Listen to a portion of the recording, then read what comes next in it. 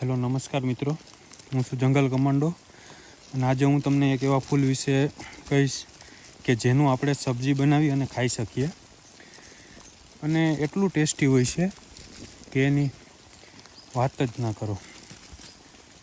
એ લગભગ તો આપણે વાડી વિસ્તારમાં મળી જાય અથવા તો પથરાવ જમીન હોય જ્યાં પાણાવાળો વિસ્તાર, ધાર, ઢોરી, ઢબુકડા, પહાડ જેવું એમાં મળી જાય આ ફૂલ. આ જો આને રાડા રૂડી પણ કહે છે અને વાસેટીના ફૂલ પણ કહે છે. જેવા જેવા લોકો અલગ અલગ નામથી ઓળખતા હોય છે. આનું સબ્જી એટલું ટેસ્ટી હોય છે કે આની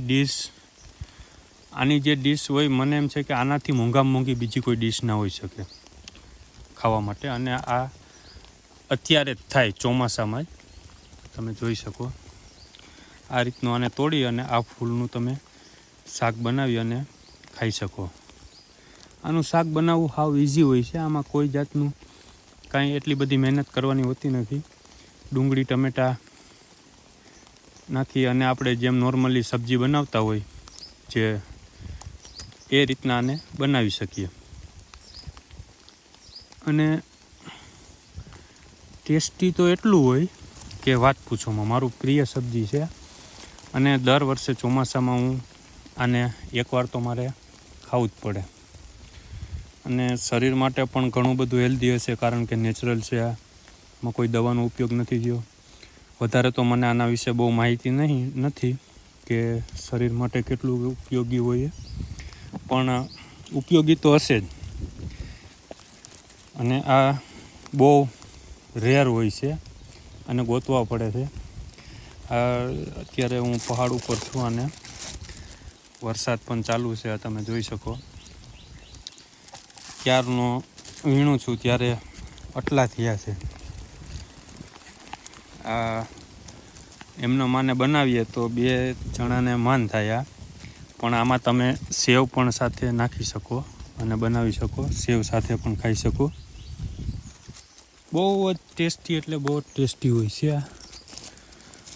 જોઈ શકો આ લુરખા છે.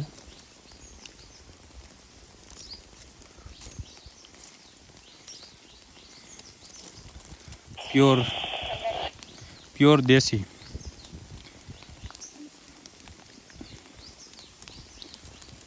અહીંયા બહુ બધા છે. આખો ભર્યો છે વેલો. વરસાદ પણ ચાલુ છે, પલળી ગયા છીએ.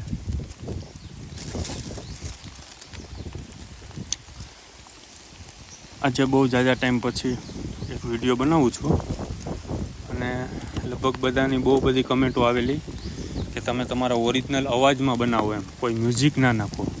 જે રિયલી જે દેશી ઓરિજિનલ જે વિડીયો હોય એવો જ અપલોડ કરો. એમાં કોઈ એડિટિંગ કે કોઈ એવું ના કરો. એટલા માટે આ વિડીયોમાં હું કોઈ મ્યુઝિક કે કોઈ વસ્તુ નથી કરવાનો. આ જેવો છે એવો જ વિડીયો હું અપલોડ કરીશ. આ વરસાદ પણ ચાલુ છે, એના હિસાબે કેમેરામાં પાણી પણ ઉડ્યું છે. તો તમે જો આ તો દૂધલાનું ઝાડ છે. આ દૂધલાના ઝાડમાં વેલો છે, પણ આનો ખરેખર વેલો છે ને આ છે. આના પાન આવા હોય છે, જોઉં તમે.